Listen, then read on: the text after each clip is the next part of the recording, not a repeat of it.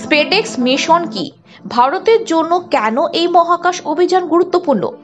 বছর শেষে ছুটির মুডে সকলে। ইসরোর বিজ্ঞানীরা কিন্তু এই মুহূর্তে নাওয়া খাওয়া ভুলে কাজ করছেন।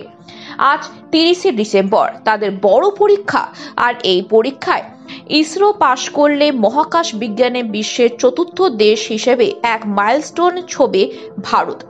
আমেরিকা, রাশিয়া, চীনের এলিট ক্লাবের চতুর্থ সদস্য হয়ে ঢুকে পড়বে ভারত। পরীক্ষাটা হলো স্পেস ডকিং অ্যান্ড আনডকিং। মহাকাশে দুটো অর্ধ গোলাকৃতি জিনিস মুখোমুখি এসে জুড়ে যাচ্ছে, এটাই হলো স্পেস ডকিং। জিনিস দুটো আবার যখন আলাদা হয়ে যাবে তখন তাকে বলা হবে আনডকিং। মহাকাশ স্টেশন যখন কোনো মহাকাশযান পৌঁছায় তখন স্পেসশিপ আর স্পেস স্টেশনের দরজা এইভাবে খাপে খাপ আটকে যায়, সেটা ডকিং। আবার যখন মহাকাশযান স্পেস স্টেশন ছেড়ে পৃথিবীর দিকে রওনা দেয় তখন হয় আনডকিং। ইসরো এই পরীক্ষাটাই করতে চলেছে। এই স্পেসডেক্স অর্থাৎ স্পেস ডকিং এক্সপেরিমেন্টের উদ্দেশ্য হলো মহাকাশযানকে ডক এবং আনডক প্রযুক্তির বিকাশ এবং প্রদর্শন।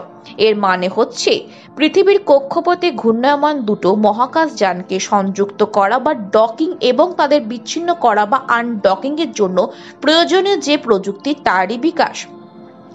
এই অভিযান সফল হলে ভারত বিশ্বের চতুর্থ দেশ হিসেবে এই গুরুত্বপূর্ণ অথচ জটিল প্রযুক্তি রপ্তকারী দেশ হবে। এর আগে কেবল রাশিয়া, যুক্তরাষ্ট্র এবং চীন এবং প্রযুক্তি আয়ত্ত করেছে।